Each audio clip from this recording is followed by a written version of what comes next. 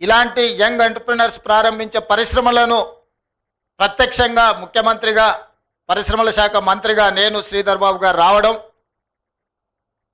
పెట్టుబడిదారులకు ఒక నమ్మకం, విశ్వాసం కల్పించాలన్న ఆలోచనతోని, వాళ్ళని ప్రోత్సహించాలన్న ఆలోచనతోని ఒక సక్సెస్ స్టోరీని తెలంగాణలో రాయాలని ఈరోజు బల్క్ డ్రగ్స్లో దేశంలో ఉత్పత్తి చేసే దాంట్లో 40% బల్క్ డ్రగ్స్ ఓన్లీ హైదరాబాద్ నగరం నుంచే ఈరోజు మనం అందిస్తున్నాము అని అంటే ఇది ఒక గొప్ప విజయం.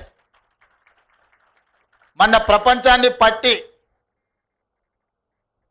ఒక చావు భయాన్ని ప్రపంచానికే కల్పించిన కోవిడ్ వ్యాక్సిన్లో అవుట్ ఆఫ్ 4 కోవిడ్ వ్యాక్సిన్స్ని 3 వ్యాక్సిన్లు మన ప్రాంతం నుంచి, జినోమ్ వ్యాలీ నుంచి, తెలంగాణ రాష్ట్రం నుంచి, హైదరాబాద్ నగరం నుంచి ప్రపంచానికి అందించడం అంటే ఈరోజు ప్రపంచమే మన వైపు తిరిగి చూసే విధంగా ఈరోజు ఫార్మా రంగంలో మనం రాణించడం జరిగింది.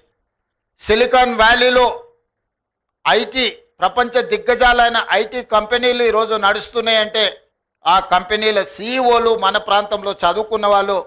ఈరోజు వరల్డ్ బ్యాంక్ చైర్మన్, సిఎండిగా ఉండే Ajay Banga studied in Hyderabad public school. Satya Nadella Hyderabad student, Shantanu Narayan Hyderabad student, Premji Vasu Hyderabad student, Hyderabad public school students.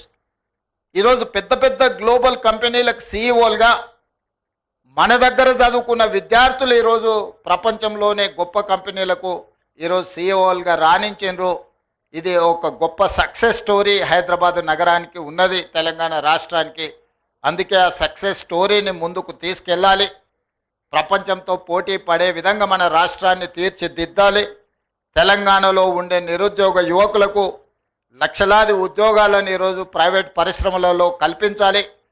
ప్రభుత్వ ఉద్యోగాలే కాదు, మిత్రులు శ్రీధర్ బాబు గారు చెప్పినట్టు తెలంగాణ రాష్ట్ర ప్రభుత్వము ఇప్పటి వరకు 75,000 ప్రభుత్వ ఉద్యోగాలు ఇచ్చింది.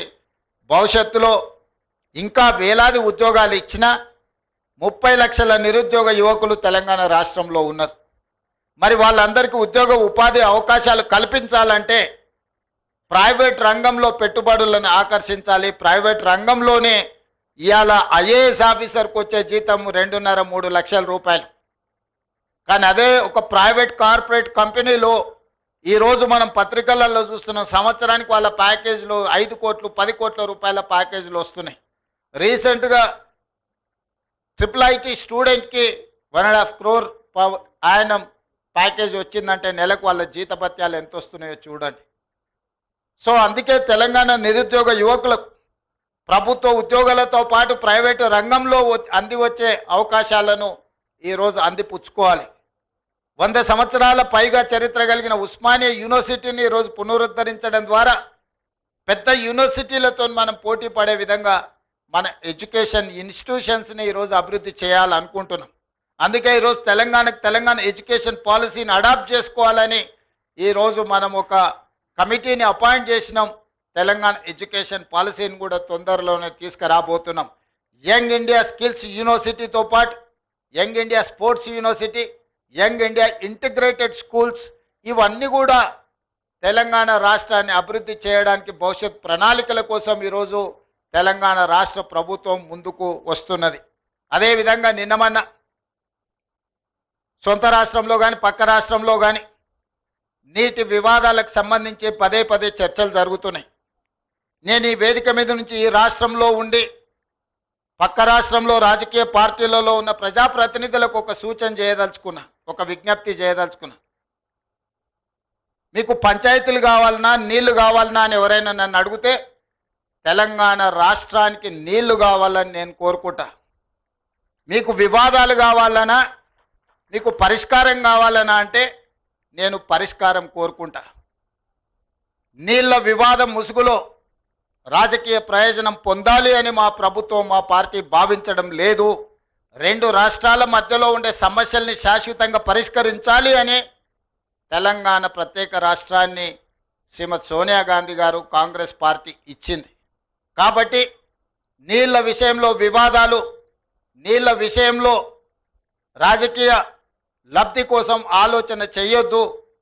రాజకీయాలకు అతీతంగా మనం ఈరోజు ఆలోచన చేసుకొని పరిష్కరించుకోవాలి. ఈ పరిష్కారాలకు చర్చలు ఒక్కటే పరిష్కారము. న్యాయస్థానాల దగ్గరనో ఇతరుల దగ్గర పోయి పంచాయతీ తెంచుకునే కంటే మనమే కూర్చొని మన సమస్యల్ని సామరస్యపూర్వకంగా పరిష్కరించుకోవాలనేదే మా విధానము. పక్క రాష్ట్ర ముఖ్యమంత్రి గారికి నేను విజ్ఞప్తి చేస్తున్నా, కృష్ణా నదిలో ఉన్న మా పాలమూరు రంగారెడ్డి ఎత్తిపోతలు కావచ్చు, మా కల్వకుర్తి లిఫ్ట్ ఇరిగేషన్ కావచ్చు, మా డిండి ప్రాజెక్టు కావచ్చు, మా ఎస్ఎల్బిసి భీమా నెట్టంపాడు ప్రాజెక్టులు కావచ్చు, ఉమ్మడి రాష్ట్రంలోనే మంజూరైన ప్రాజెక్టులు. వీటి అనుమతులకు మీరు అడ్డంకి పెట్టకండి, వీటి అనుమతులకు మాకు సహకరించండి. ఉమ్మడి రాష్ట్రంలో ఉన్నప్పుడే మంజూరైన ఈ ప్రాజెక్టులకు ఆంధ్రప్రదేశ్ రాష్ట్రం నుంచి అభ్యంతరాలు రావడం వల్ల ఎన్విరాన్మెంట్ క్లియరెన్సులు కానీ సిడబ్ల్యూసి క్లియరెన్సులు తెచ్చుకోవడంతో మాకు సమస్యగా మారింది.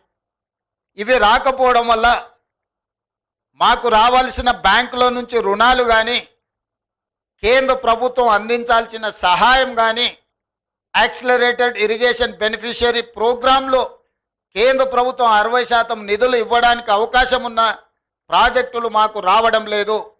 దాంతో మాకు తీరని ఆర్థిక భారం మా రాష్ట్రం మీద పడుతుంది. ఇవన్నీ కూడా మీరు సహకరించండి.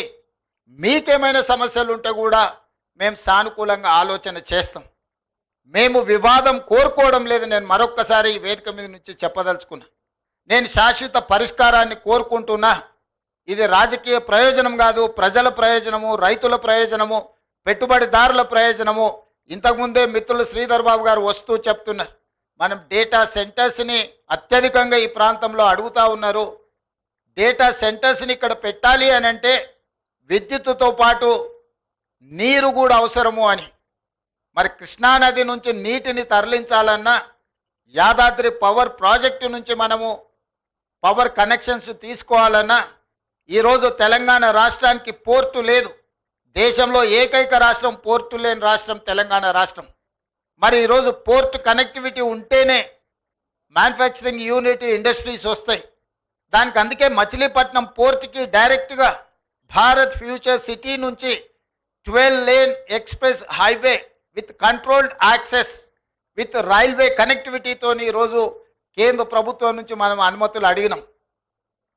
ఇలాంటి అభివృద్ధి జరగాలంటే పక్క రాష్ట్రంతో కూడా మనకు సయోధ్య ఉండాలి, పక్క రాష్ట్ర సహకారం కూడా ఉండాలి. పక్క రాష్ట్ర సహకారం లేకుండా, సయోధ్య లేకుండా మచిలీపట్నం పోర్టు కానీ కృష్ణపట్నం పోర్టు కానీ పోర్ట్ కనెక్టివిటీ తెలంగాణ రాష్ట్రానికి రాదు. తెలంగాణ రాష్ట్రానికి పోర్ట్ కనెక్టివిటీ రావాలంటే పక్క రాష్ట్ర సహకారం ఉండాలి. అదేవిధంగా పక్క రాష్ట్రానికి కూడా అమరావతి అభివృద్ధి చెందాలంటే హైదరాబాద్ సహకారం ఉండాలి. నగరం అభివృద్ధి జరగాలంటే భవనాలు కడితే సరిపోదు. భవనాలలో వచ్చే పరిశ్రమలు, సాంకేతిక నైపుణ్యం ఉన్న సిబ్బంది కూడా అవసరం. వాళ్ళు హైదరాబాద్ నగరంలో ఉన్నారు. అందుకే రెండు రాష్ట్రాలు ఇచ్చిపుచ్చుకునే ధోరణిలో ముందుకు వెళ్ళాలి. పక్క రాష్ట్రంతో తప్పకుండా చర్చలు కొనసాగుతాయి. పక్క రాష్ట్రాలతో వివాదాలు పెట్టుకోవాలన్న ఆలోచన మాకు లేదు.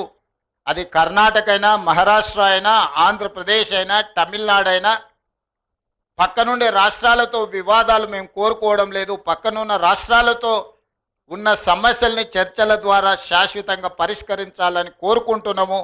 పక్క రాష్ట్రాలను కూడా ఒక అడుగు ముందుకు వేయండి. మీరు సానుకూలంగా ఒక అడుగు ముందుకు వేస్తే 10 అడుగులు ముందుకు వేసే తత్వం తెలంగాణ ప్రజలలో, తెలంగాణ రక్తంలో ఉన్నది.